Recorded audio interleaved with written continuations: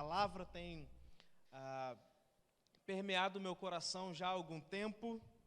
Eu tenho buscado ter no Senhor, acredito que todos nós temos buscado ter no Senhor uma vida de maturidade, de relacionamento com o Senhor.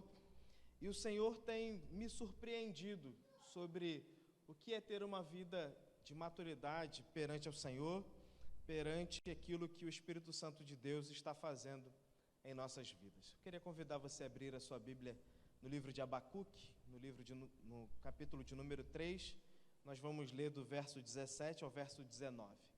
Abacuque, capítulo de número 3, 17 ao verso de número 19.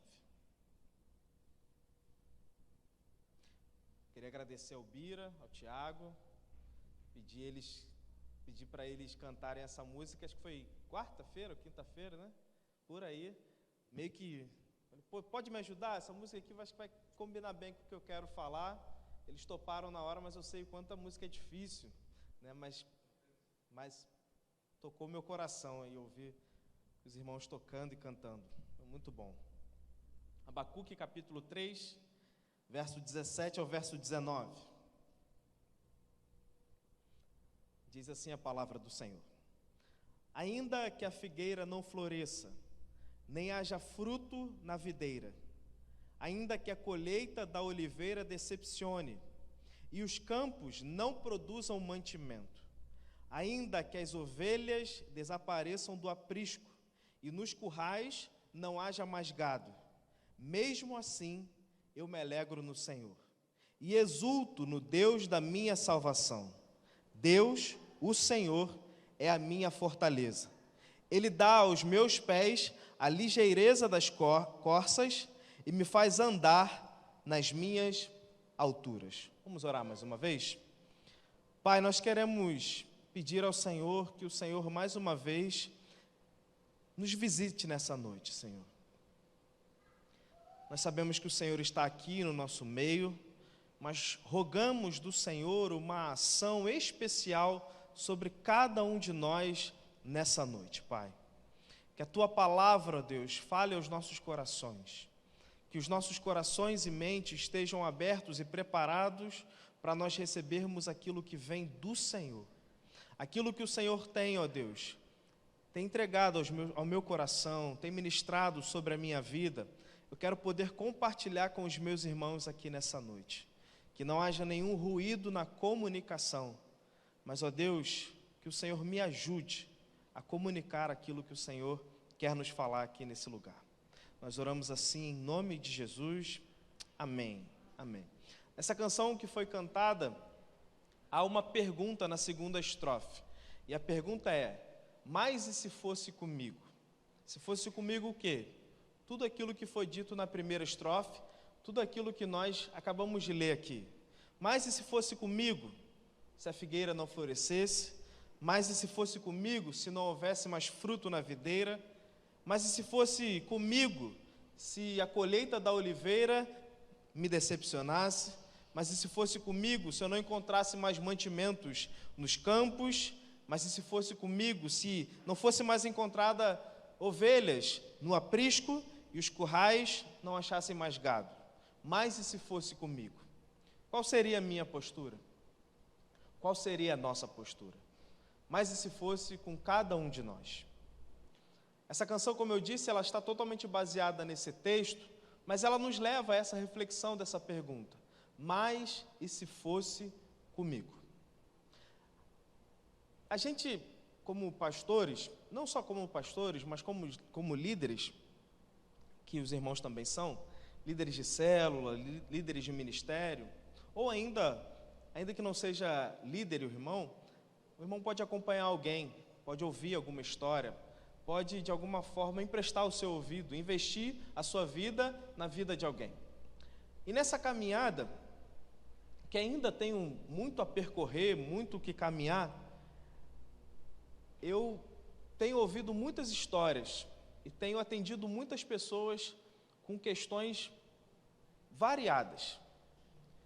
Questões essas que, quando a gente ouve, pela graça do Senhor, a nossa primeira postura é: Senhor, o que eu vou falar? diante dessa situação que essa pessoa está apresentando, diante disso que está acontecendo na vida dessa pessoa, Senhor, o que eu vou falar? Que palavra o Senhor vai colocar na minha boca para que de alguma forma a gente possa trazer algum consolo ou alguma direção do Espírito Santo de Deus na vida dessa pessoa?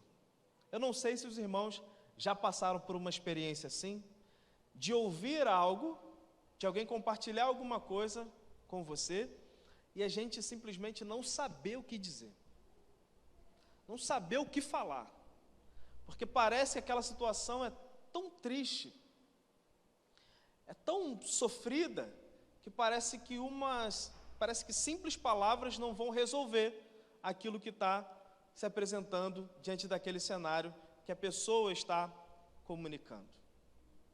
E diante disso, eu tenho pensado muito acerca, e se fosse comigo? E se isso que está sendo apresentado a mim, de outra pessoa, se fosse comigo? Se eu estivesse passando por isso? Como diz a canção, se a dor fosse a minha sina, será que ainda assim eu faria rima? Se eu estivesse passando por situações parecidas com essas, que estão sendo expostas para mim, será que eu ainda continuaria firme na presença do Senhor? A minha ideia nessa noite, muito mais do que uma pregação, na realidade, é compartilhar um pouco do que eu tenho aprendido com o Senhor a respeito disso. Nessa noite é como se nós fôssemos conversar sobre essa questão. Eu tenho certeza que todos nós já nos perguntamos em algum momento, e se? E se fosse comigo? Se fosse comigo, para que mesmo que eu vivo? E se fosse comigo, aonde está a minha alegria? E se fosse comigo, a quem eu tenho servido e buscado? O profeta, quando escreve esse livro, a realidade onde ele está inserido é que os israelitas estão sendo dominados pela Assíria. Então, os assírios estão, nesse momento, dominando sobre o povo de Israel. O povo está passando muitas vezes aqui por massacres, por coisas pesadas que eles estão sofrendo nesse momento. E logo em seguida, meio que esperando uma solução para esse domínio que o povo está sofrendo, o profeta talvez ali naquele momento comece a esperar uma resposta de Deus, para que Deus pudesse dizer, olha, vocês estão passando por isso, mas daqui a pouco vai melhorar, daqui a pouco isso vai passar.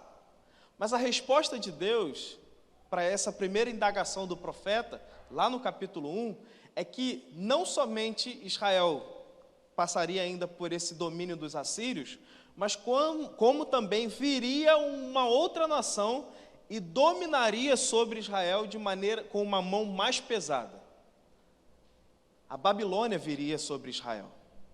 E diante disso, o profeta começa a questionar Deus e perguntar para ele, o Senhor não vai fazer nada sobre esse sofrimento que nós estamos passando, Senhor?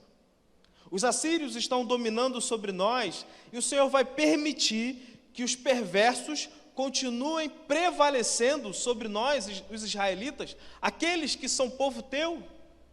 O Senhor não vai fazer nada diante daquilo que está acontecendo e da iminente invasão que a Babilônia vai cometer ou vai fazer sobre o nosso povo?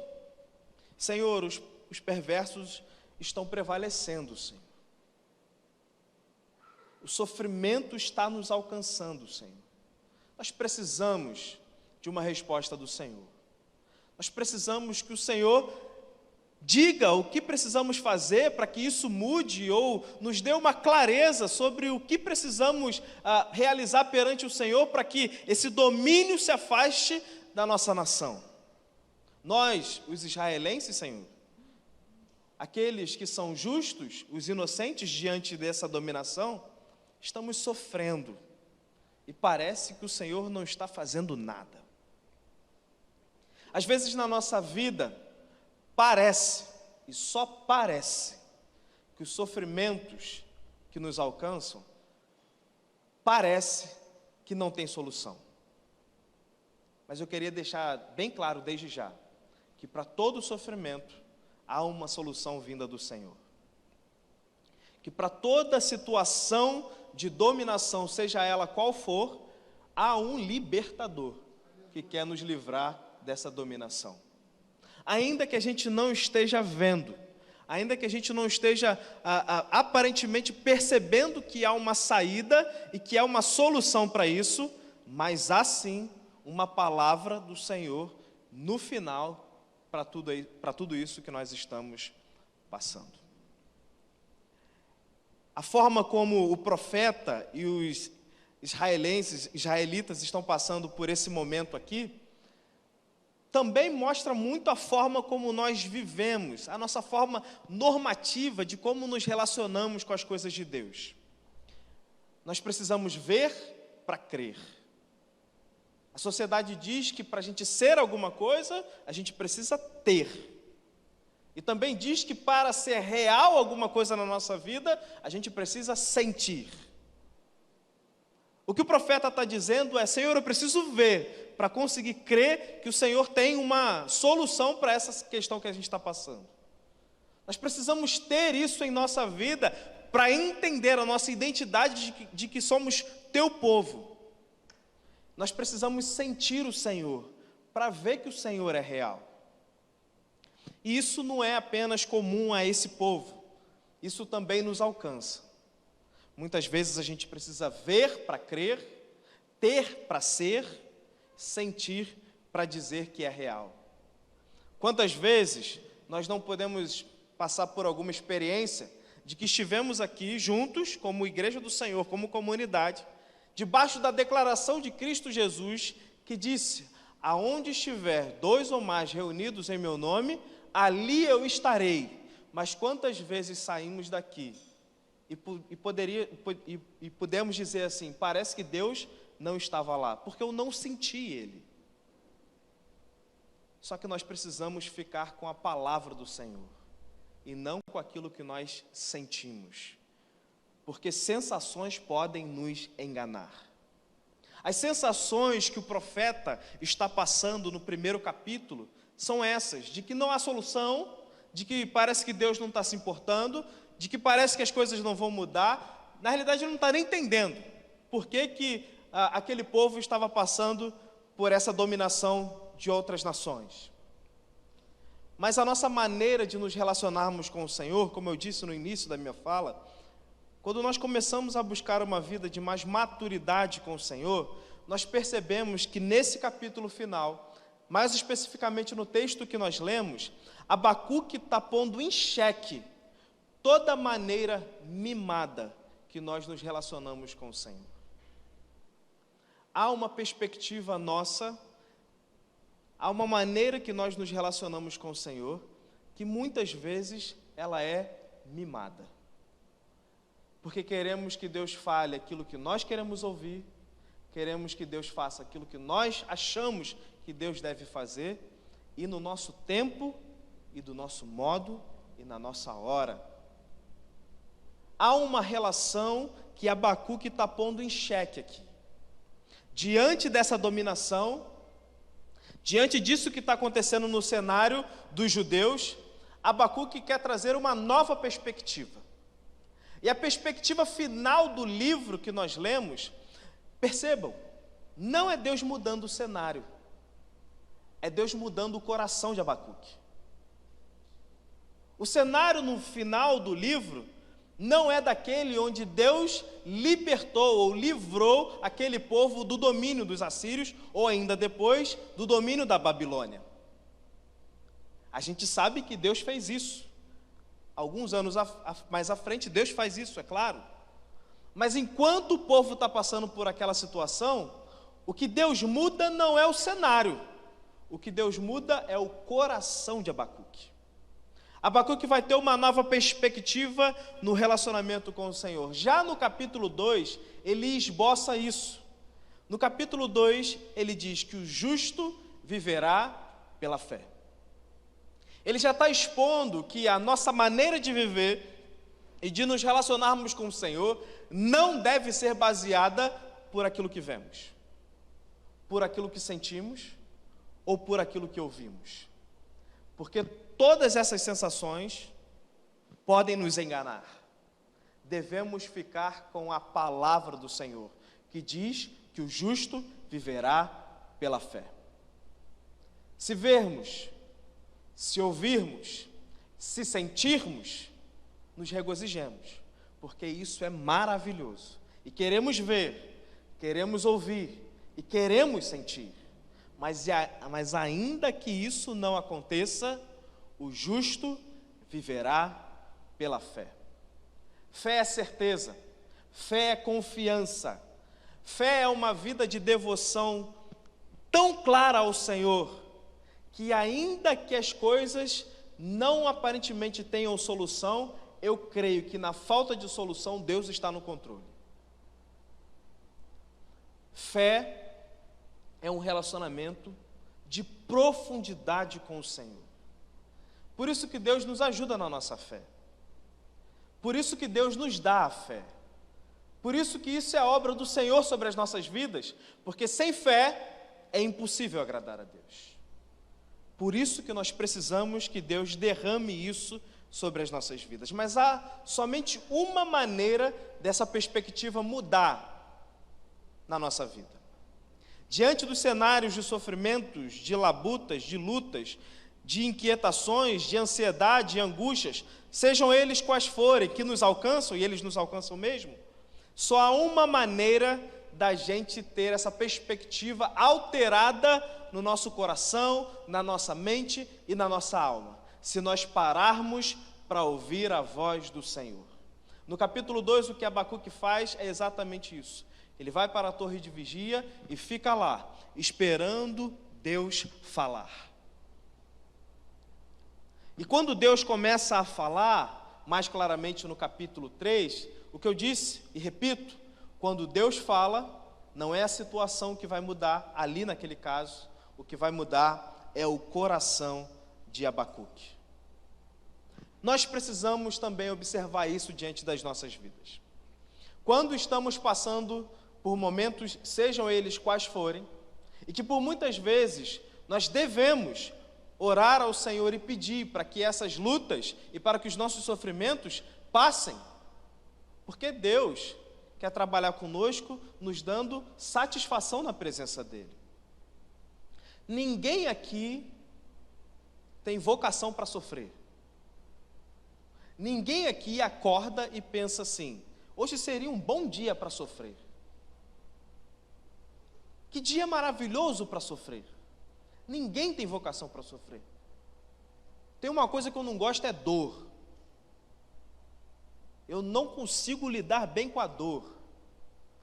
Eu já começo a ficar um pouco preocupado. Está doendo por quê? Estava ali no meu cantinho, senti uma pontada aqui, ó. Aqui, ainda bem que foi do lado de cá, né?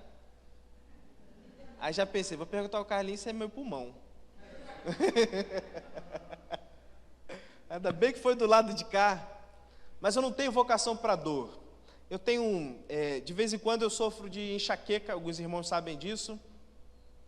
E há momentos que são aquela enxaqueca incapacitante, sabe? Que você não consegue ouvir nada, que a luz, você não consegue ficar num ambiente que tenha uma luz, nada. E eu corro para tomar logo o remédio. Depois que eu tomo o remédio, eu penso assim: rapaz, eu nem orei antes, né? Porque de repente nem precisava tomar o remédio. Bastava orar e pedir: Senhor, nada contra tomar o remédio não, irmãos. Mas às vezes a gente fica tão dependente dos remédios que a gente esquece que nós temos um Senhor que é soberano, que pode acabar com toda a dor. Mas eu não tenho vocação nenhuma para dor. Ninguém pensa sobre isso. Olha que maravilha, passar uns 3 anos sofrendo não é o meu objetivo. Não, a gente acorda, levanta, sai de casa e o nosso desejo eu quero experimentar alegria com os meus irmãos. Eu quero passar mais um dia sendo motivado na presença do Senhor. E é isso que nós buscamos e é isso que nós devemos buscar, satisfação no Senhor. Mas a vida não é um show da Xuxa. A nossa teologia não é a teologia do todo mundo está feliz. A nossa teologia, e precisamos buscar uma teologia madura diante do Senhor. E para a gente compreender aquilo que Deus tem para a nossa vida, nós precisamos ouvir a voz do Senhor sobre nós. Esse texto do profeta Abacuque nos convida a algo mais profundo no que se trata em relação à fé em Deus que nós temos. E eu queria compartilhar nesse momento 4 lições que nós podemos observar aqui nesse texto que nós lemos. A primeira lição que eu posso tirar, que nós podemos tirar e que eu tenho tirado diante desse texto, diante de tantas outras coisas que Deus tem ministrado o meu coração, é que Deus é mais importante do que a nossa subsistência. Deus é mais importante, é mais primordial do que a nossa subsistência. Quando Abacuque está dizendo aqui, ainda que a figueira não floresça, nem haja fruto na videira, ainda que a colheita da oliveira decepcione, nós precisamos lembrar que o povo de Israel, o alimento básico para eles era a agricultura.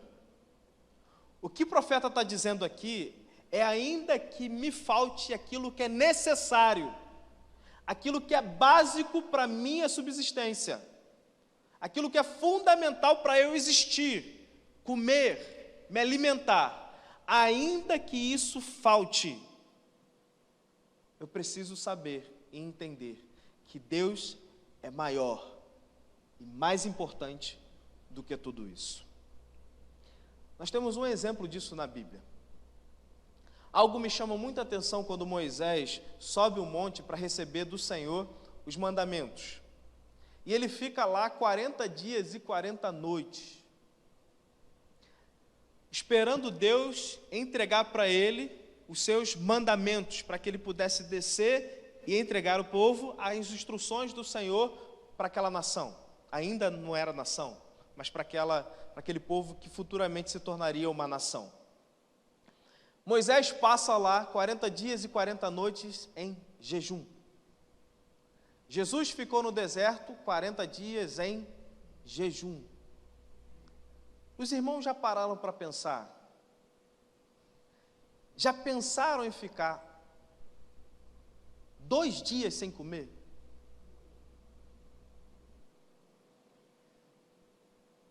Quando eu acordo, eu não tenho fome. Dificilmente tomo café da manhã, a não ser quando nós estamos viajando, naquele hotel bonito, aquele café da manhã bonito, sabe? Que já está pago, que aí você come tudo que pode. Mas eu não tenho fome de manhã, diferente da Raíssa. Já acorda com fome. Assim, como é que pode? O corpo nem trabalhou ainda, mas já está com fome. Mas quando dá 12:30, se tivesse um boi na minha frente, eu comeria o boi inteiro. E aí durante um período, eu fiz, e estou tentando fazer, é muito difícil, um negócio chamado jejum intermitente. Das 24 horas, você fica 16 sem comer e come durante 8 horas. É desesperador, irmãos. Desesperador. Que parece que a fome dobra. Você quer comer o que tiver, até macarrão que eu não gosto, se tiver macarrão eu como. Que é desesperador. Mas a gente mantém ali, né? Não, estamos tranquilos, estamos aguentando aqui. Mas a fome é algo que quando nos ataca. Mas o que o profeta está dizendo é que Deus é mais importante do que a fome. Deus é mais importante do que aquilo que é necessário para nós, para a nossa existência e nossa sobrevivência. Deus é maior do que isso. Moisés passou 40 dias se alimentando da palavra de Deus. Quer ver onde é que eu vejo isso? Quando o diabo vai tentar Jesus, ele vira-se para Jesus, mostra-lhes as pedras e diz: transforma essas pedras em pães. E a resposta de Jesus é: nem só de pão viverá o homem, mas de toda a palavra que provém da boca do Senhor. Ainda que nos falte alimento, Deus pode nos saciar. E nessa manhã, não estava combinado não. Mas a irmã Ondina pregou aqui de manhã. Quem estava aqui pôde ouvir ela falar algo. E ela disse assim: quando tem dias que não tenho o que comer e eu passo fome, Deus faz um negócio engraçado comigo. A irmã Ondina, da nossa igreja, ela disse assim: Deus faz algo engraçado comigo. Parece que o meu estômago está cheio, eu não tenho o que comer, mas eu não sinto fome. Deus me alimenta, meus irmãos. Porque Deus é mais importante do que as nossas necessidades. Deus é mais primordial do que as nossas necessidades. Por que eu estou dizendo isso? Porque precisamos tomar cuidado para que as nossas necessidades não tomem o lugar de Deus. Nem as nossas necessidades podem tomar o lugar de Deus nas nossas vidas. O apóstolo Paulo, escrevendo a sua carta aos Filipenses, no capítulo 3, do verso 18 a 20, diz assim: pois, como já lhes disse repetidas vezes, e agora repito com lágrimas, há muitos que vivem como inimigos da cruz de Cristo. Quanto a estes, o seu destino é a perdição, o seu Deus é o estômago, e tem orgulho do que é vergonhoso. Eles só pensam nas coisas terrenas. A nossa cidadania, porém, está nos céus, de onde esperamos ansiosamente um Salvador, o Senhor Jesus Cristo.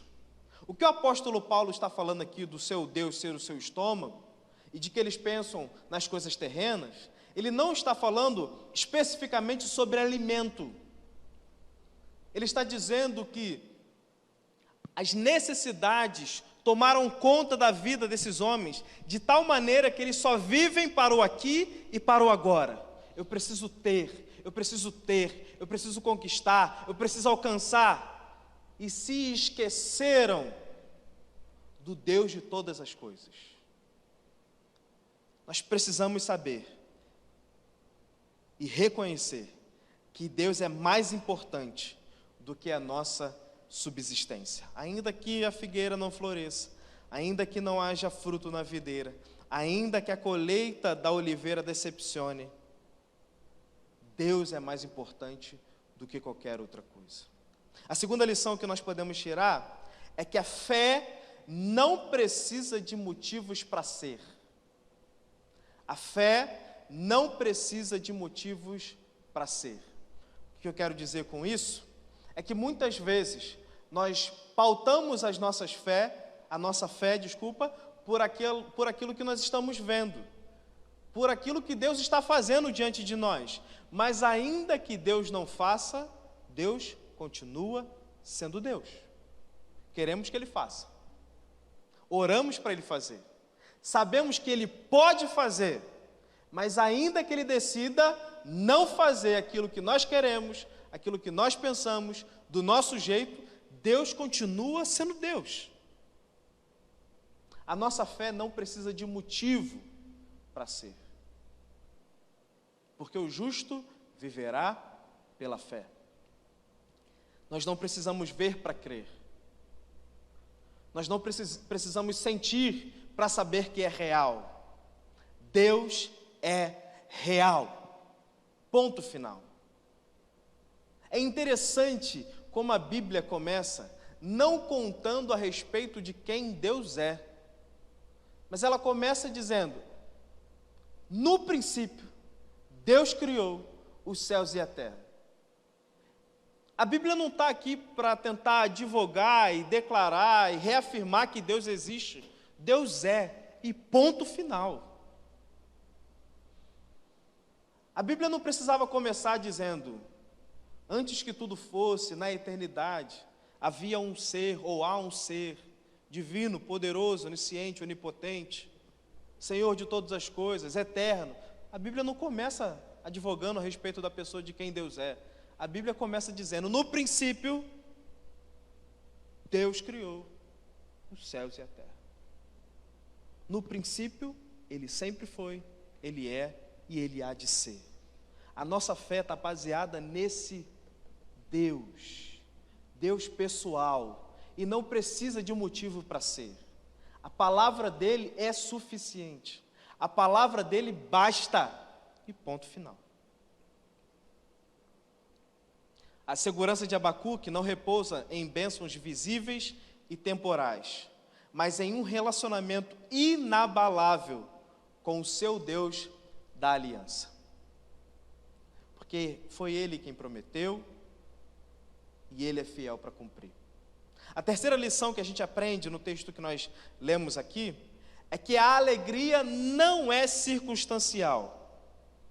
Ele continua dizendo, mesmo assim, verso 18, mesmo assim, diante de todo o cenário que ele já disse anteriormente, diante de toda a decepção aparente que pode alcançar, que ele já disse anteriormente, ele conclui, mesmo assim, eu me alegro no Senhor e exulto no Deus da minha salvação. A nossa alegria não é circunstancial, não está baseada nas circunstâncias, não está baseada por algum momento que nós estamos vivendo felizes. Nós somos alegres porque estamos no Senhor. Precisamos reforçar isso no nosso coração. Precisamos ser relembrados pela palavra, por isso no nosso coração. Precisamos nos lembrar onde e em quem nós estamos fixados. Quem é a rocha da nossa vida? Ele derrama sobre nós alegria. Essa fé do profeta, ela está disponível a todos nós. O Senhor Todo-Poderoso nos dá a capacidade de resistir, mas também de saltar de alegria como uma corça, em celebração da vida. Essa mesma força ainda está à disposição daqueles que descobrem que também podem ter essa mesma fé no Deus de Abacuque, no Deus da igreja, no seu Deus. Tem estado triste, meu irmão? Às vezes a gente passa mesmo momentos que a gente fica triste, mas que esse não seja o seu estado de espírito, que esse seja tão somente um momento da sua vida, mas que a nossa vida seja pautada pela alegria que vem do Senhor. Quando estamos na presença do Senhor, até a nossa feição muda. Não podemos permitir que as circunstâncias roubem essa alegria de nós. Não podemos permitir que as pessoas roubem a nossa alegria. Não podemos permitir que as doenças roubem a nossa alegria. Não podemos permitir que a falta roube a nossa alegria. Porque a nossa alegria não está baseada em nada disso. A nossa alegria está baseada no Senhor. Em quarto e último lugar, o que podemos aprender também, o que eu tenho aprendido nesse texto, é que a escassez não muda o fato de que Deus é o nosso Salvador. Ainda no verso 18 ele diz, mesmo assim eu me alegro no Senhor e exulto no Deus da minha salvação. Percebam que a alegria que ele está passando aqui, está vivenciando aqui, como eu já disse, não está relacionada a nenhuma circunstância, porque ele está dizendo, ainda que todas essas coisas difíceis que a gente passa, que o profeta poderia passar, ou que algumas pessoas passam na vida, a alegria dele não está baseada nisso, mas ele também enxerga algo ali diante dele, algo que não deixa ele ter seus olhos fixados nessas faltas, nessa escassez. Na realidade, os olhos do profeta, para que ele possa ter alegria, está fixada no Deus da nossa salvação. Se nós olharmos, irmãos, para as notícias tristes, para as dificuldades, para as tristezas desse tempo presente, a gente vai sucumbir, a gente vai perder a alegria. Mas se a gente trouxer à memória que Deus nos salvou, que Deus tem cuidado de nós, que Deus tem coisas reservadas para nós, de que nós temos uma viva esperança, nós temos um futuro garantido, nós temos promessas dele derramadas sobre nós, nós temos propósito de vida, nós temos sentido de vida. Se nós lembrarmos a respeito do Deus da nossa salvação, nada disso pode nos segurar, e nada disso poderá nos afastar do amor de Deus. Nada, nem a falta, nem o sofrimento, nem a morte, nada poderá nos afastar ou nos separar do amor de Deus. O consolo aguarda todo aquele que é cético, o questionador ou o sofredor. Existe um Deus te aguardando para entregar a você salvação. Existe um Deus te aguardando para derramar sobre você consolo. Pois uma parte do que Deus envolve salvação e auxílio para os seus. Podemos questionar a Deus, podemos perguntar para Deus o porquê da escassez. Abacuque fez isso, Jó fez isso, e Deus não tem problema nenhum com isso. Podemos perguntar para Ele: Senhor, por que, Senhor? Por que eu estou passando por isso? Por que isso me alcançou? Por que essa dificuldade está sobre a minha vida? Deus não tem problema nenhum sobre isso, mas esteja preparado também para ouvir as perguntas de Deus para você. Onde você estava quando eu fiz o firmamento? Onde você estava quando eu fiz tudo o que existe? Onde você estava? Onde eu estava? Nós precisamos estar preparados para isso também. Podemos perguntar a Ele sobre a escassez, sobre o porquê da falta, sobre o porquê do sofrimento. Mas na realidade eu acredito que talvez nenhuma resposta seja suficiente. Diante da escassez, da falta, do sofrimento, talvez nenhuma resposta possa ser suficiente. Mas o pastor Iago falou algo que eu achei interessantíssimo. E eu queria ler aqui para vocês rapidamente. Ele disse o seguinte: o sofrimento coloca em nossos corações questões que resposta nenhuma seria suficiente. Por isso, Deus não nos deu um argumento. Por isso, Deus nos deu um sacrifício. Diante do sofrimento, só o sacrifício de Cristo Jesus. Pois não há nenhuma dor, nenhum sofrimento que se compare àquele que Cristo Jesus padeceu por amor a mim, por amor a você. Ainda que a figueira não floresça, ainda que não haja produto nas oliveiras, ainda que as ovelhas sumam ou o curral esteja vazio, todavia eu me alegrarei no Senhor. Todavia me exultarei no Deus da minha salvação. E não permitirei que nada, nenhum sofrimento, nenhuma dor, nenhuma dúvida, nenhuma falta, nenhuma escassez possa me separar, porque Deus é maior e mais importante do que tudo isso. E se for comigo que faltar a subsistência? E se for comigo que os recursos se esgotarem? E se as respostas que eu acho que preciso não forem apresentadas a mim? E se fosse comigo? O desejo do meu coração é que seja achado em mim e também no irmão a fé de Abacuque, a fé de um homem que, em meio a muitos motivos, escolheu olhar para o Senhor, o Deus da sua salvação. Que em meio a muitos motivos, a gente decida nessa noite olhar para o Senhor, o Deus da nossa salvação. Ele tem cuidado de nós e Ele continuará cuidando de nós, ainda que falte tudo. Deus é Deus da nossa salvação.